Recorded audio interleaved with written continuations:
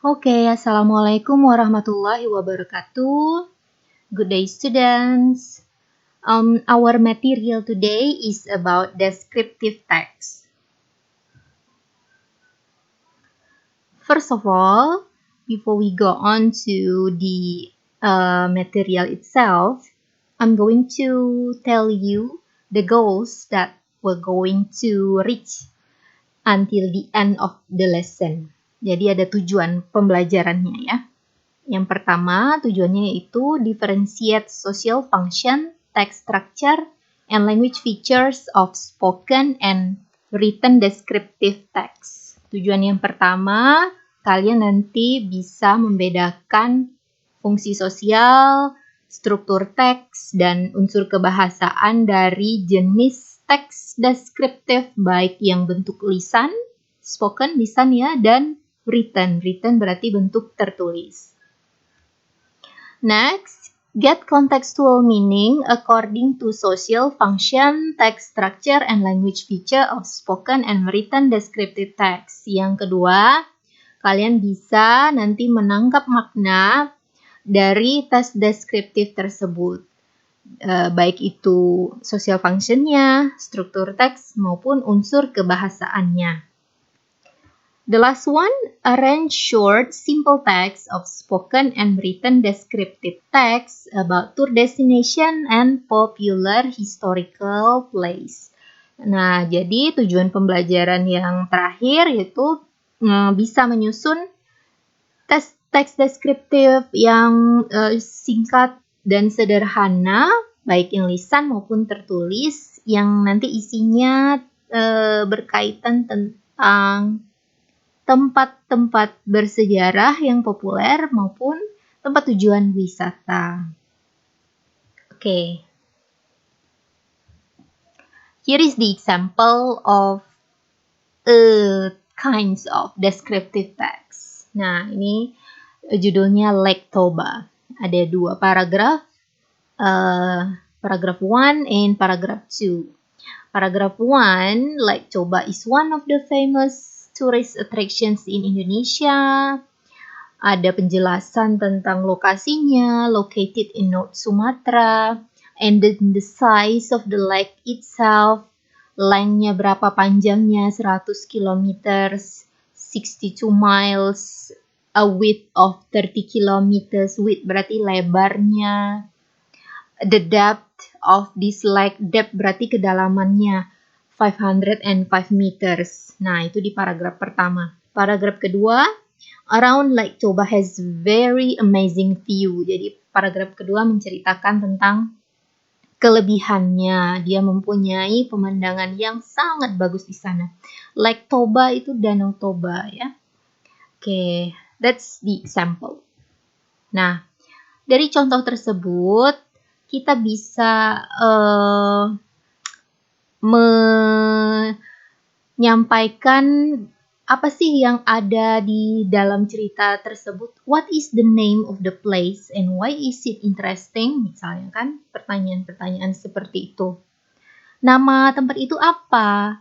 Nah, dari penjelasan tadi kan udah jelas. Tempatnya tentang Lake Toba. Why is it interesting? Alasannya menarik karena apa? Yang kedua, what attractions are available in this place? Apa sih yang bisa memberikan kesan-kesan menyenangkan dari Lake Toba tadi berdasarkan cerita tadi? What is your overall impression about the place? Nah, secara keseluruhan pandangan kalian apa tentang Lake Toba tersebut? Nah, jadi kalimat-kalimat or pertanyaan-pertanyaan tersebut kaitannya adalah ke purpose of the text. Purpose berarti social functions-nya. Tujuan sosial dari teks deskriptif yang tadi itu apa? Nah, so jawabnya, to describe about Lake Toba as a tourist destination. Jadi fungsi dari sebuah teks deskriptif itu pasti to describe.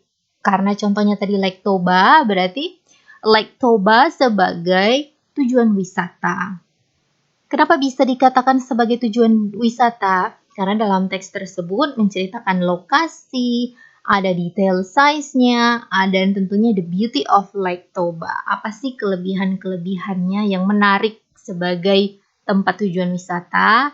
Nah, itu berarti social function dari teks Lake Toba.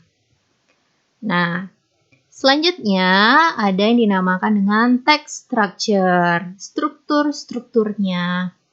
Jadi dari deskriptif itu, parts of text-nya yang pertama tentu ada introductory paragraph.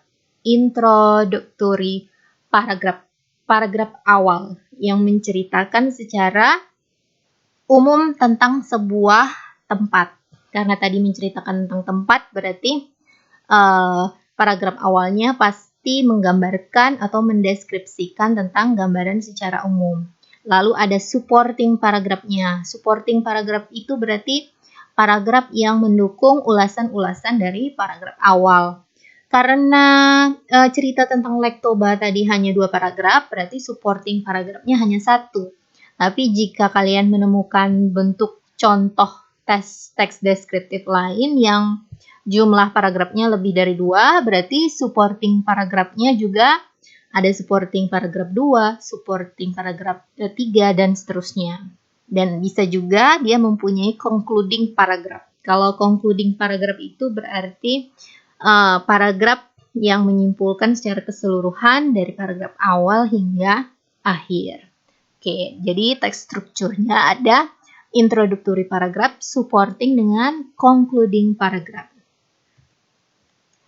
Nah, lalu features-nya ada apa saja? Feature unsur kebahasaannya. Yang paling pertama, teks dari deskriptif itu dia menggunakan simple present tense. Simple present tense ya. Bisa kita lihat tadi mana contohnya. Nah, simple present tense kan, karena dia lihat tenses yang digunakan di sini adalah Lake Toba is one of the famous tourist attractions in Indonesia. Berarti dia simple present tense. Nah, features yang kedua yaitu dia menggunakan active sentence. Active sentence berarti kalimat aktif. Selain active sentence ada juga adjective.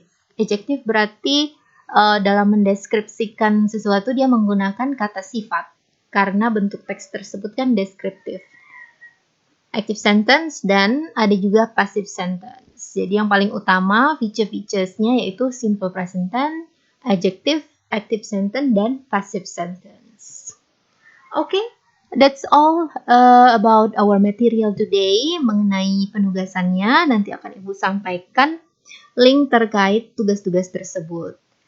Well, that's all for our material. Thank you. Assalamualaikum warahmatullahi wabarakatuh.